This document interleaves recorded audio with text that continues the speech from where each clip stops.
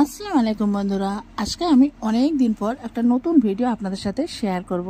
তাহলে চলুন এই গরমে কিভাবে আমরা পারফেক্ট আইসক্রিম মোল্ডে আইসক্রিম বানাবো মাত্র দুটো ইনগ্রেডিয়েন্টস নিয়ে। তাহলে চলুন কিভাবে আমরা পারফেক্ট আইসক্রিম বাড়িতে বানাবো সেটা দেখে নেওয়া যাক।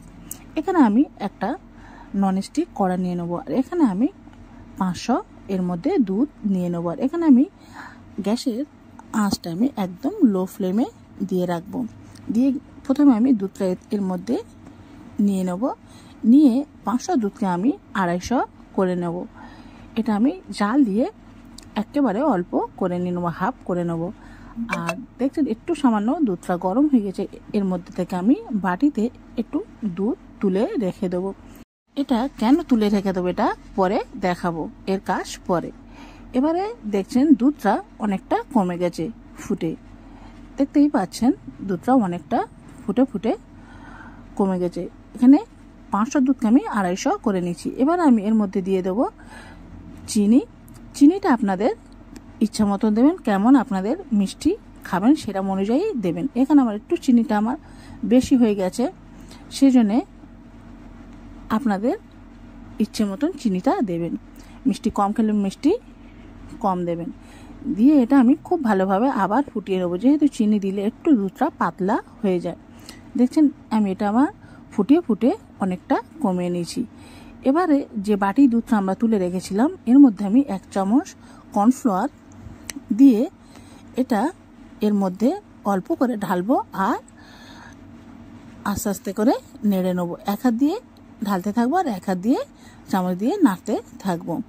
আর গ্যাসের আঁচটা লো করে রাখতে হবে, দেখছেন। আর এটা খুব জোরে হাই করে দিলে সঙ্গে সঙ্গে দুধটা ঘন হয়ে যাবে। এবার আমি এটা কন্টিনিউ ভালোভাবে নাড়তে থাকবো, গ্যাসের আঁচ লো করেই রেখে দেবো। দিয়ে এমনভাবে কন্টিনিউ নাড়তে নাড়তে দুধটা অনেকটা ঘন হয়ে যাবে। দেখছেন এখানে দুধটা ঘন হয়ে গেছে। এবার আমি গ্যাসটা অফ করে এটা আমি ঠান্ডা হতে রেখে দেবো।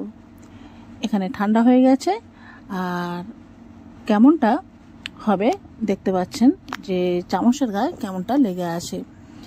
আর এবার আমি এর মধ্যে দিয়ে দেবো ভ্যানিলা এসেন্স।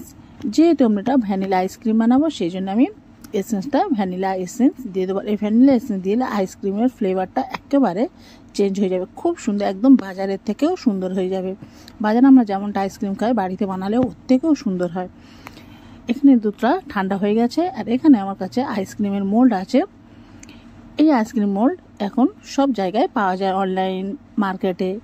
এই আইসক্রিম মোল্ডের মধ্যে আমি দুধগুলো দিয়ে দেবো। কেন আমার সাথে এরকম বারবার হয়, কোনো জিনিস আমি ঠিকভাবে করতেই পারি না, যে কোনো কারণে পড়ে যাবেই। তো দেখুন এর মধ্যে আমি সব ঢুকিয়ে দিয়েছি, আর একটার মধ্যে দেওয়াই হয়নি, কম পড়ে গেছে। যাই হোক, এবার আমি এর যে চাপাগুলো এমনভাবে সব দিয়ে দেবো, দেখছেন। দিয়ে এটা আমি ওভারনাইট রেখে দেবো। দিয়ে আমি তার পরের দিনকে দেখাবো যে এটা কেমন হয়েছে। আর ওভারনাইট না রাখলে 8 থেকে 10 ঘন্টা ডিপ ফ্রিজে রাখলে এটা খুব ভালোভাবে সেট হয়ে যাবে। এটা আমি পরের দিনে দেখাচ্ছি যে কেমন হয়েছে। দেখুন আইসক্রিমটা কেমন হয়েছে। একটু প্লেটে পানি নিয়ে তার উপরে আইসক্রিমের মোল্ডটা রাখলে খুব সহজে ছেড়ে চলে আসবে। দেখছেন কেমন হয়েছে। আশা করি আপনাদের সবার ভালো লেগেছে।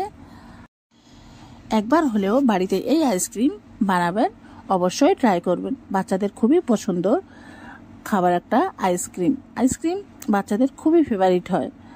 আর এমনভাবে বানালে বাচ্চারা খুব পছন্দও করবে, আর খুব ভালোভাবে খেতেও পারবে। দেখুন বাজারে আমরা এই আইসক্রিম 10 থেকে 20 টাকা দিয়ে বানাই, বাড়িতে মাত্র আমাদের কয়েক মিনিটের মধ্যে খুবই সিম্পলভাবে এটা আমরা বানিয়ে ফেলতে পারবো।